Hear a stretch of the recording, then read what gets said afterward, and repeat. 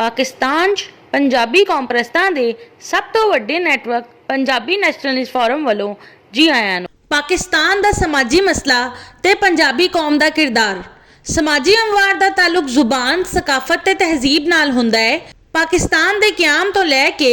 ਪੰਜਾਬੀਆਂ ਨੇ ਨਾ ਸਿਰਫ ਪਾਕਿਸਤਾਨ ਦੀ ਦੀਗਰ ਕੌਮਾਂ ਜਾਂ ਅਫਰਾਦ ਤੇ ਆਪਣੀ ਜ਼ੁਬਾਨ, ਸਕਾਫਤ ਤੇ ਤਹਿਜ਼ੀਬ ਨੂੰ ਮੁਸਲਤ ਕਰਨ ਦੀ ਕੋਸ਼ਿਸ਼ ਨਹੀਂ ਕੀਤੀ,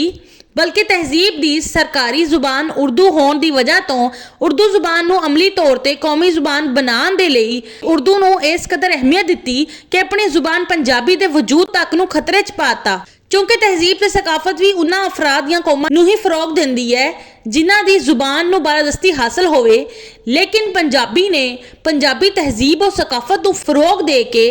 दूसरी कौमां ते पंजाबी तहजीब और सकाफत मुसलत करने के बजाय खुद अपनी ही तहजीब और सकाफत नूं पसे पश्त डाल के गंगा जमुना तहजीब और सकाफत वालियां दी तहजीब ते सकाफत नूं हर वेले ते हर हाल च अहमियत ते फोकियत दिती। इन्हां हकायक दी रोशनी च पंजाबी कौम नूं पाकिस्तान दी दीगर कौमां दे समाजी इस्तेहसाल दा बराहे रास्त जिम्मेदार ते करार नहीं दिता जा सकदा। अलबत्ता पंजाबी कौम नूं इस अमर दे लई कसूरवार करार दिता जा सकदा है कि इसने अपनी जुबान, सकाफत ते तहजीब दे नाल जुल्म ते नाइंसाफी कीती है। आबादी के लिहाज नाल पंजाबी चूंकि पाकिस्तान की सब तो वड्डी कौम ने,